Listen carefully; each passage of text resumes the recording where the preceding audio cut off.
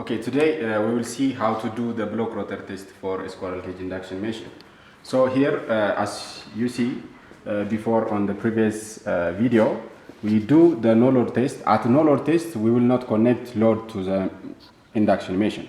Now we will connect a load and then we block the rotor so that we can measure the block-rotor test. That means the short circuit test. So here we use a DC method to block the machine. So we give a 24 DC source so that we can block the induction machine rotor. So now I'm going to give a 24 voltage to the machine so that I can block the positive goes to the positive and the negative goes to the negative side so that we can block the system. Now I will connect the two, positive and negative, and then I'm going to measure the voltage from the source, from the DC source. So as you see it here, I'm just connecting a voltmeter to measure the DC source for the blocker. Then this is the variable DC source. Then I will change the meter to DC. So I put my meter to 30. Now I will switch on and also give the source.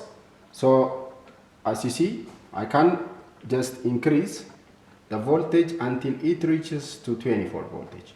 So now it's 24. Now I can see that the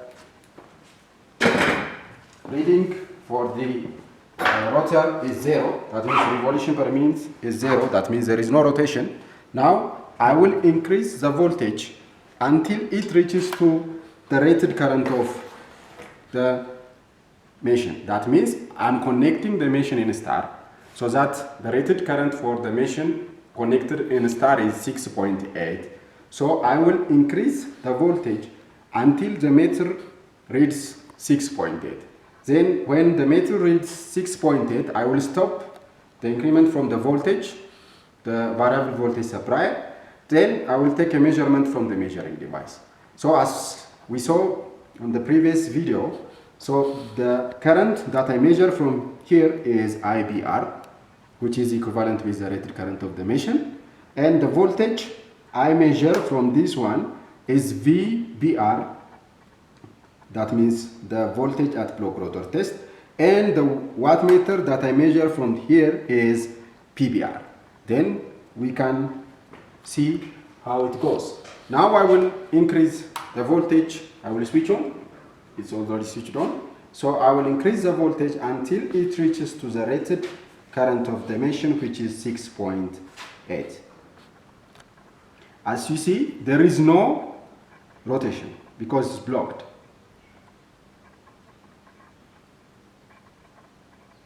Now I will stop the increment. It's 6.8.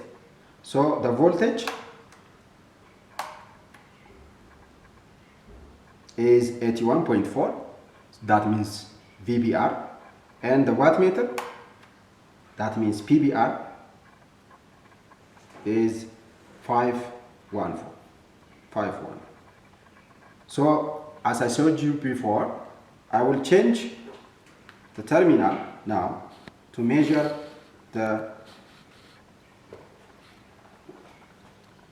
second voltage VBR, I mean the power. So I will switch off, then I will change, I will keep the common, then I will change the voltage, this one, to this side, so that I can measure the wattmeter too. Now I will switch on. The voltage is already there, as you see. I mean the current is here. So I will increase the current until it reaches to 5.8.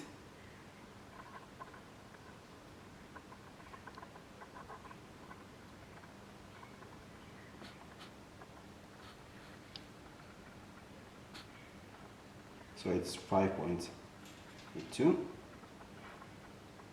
So it's 5.8. Now the voltage.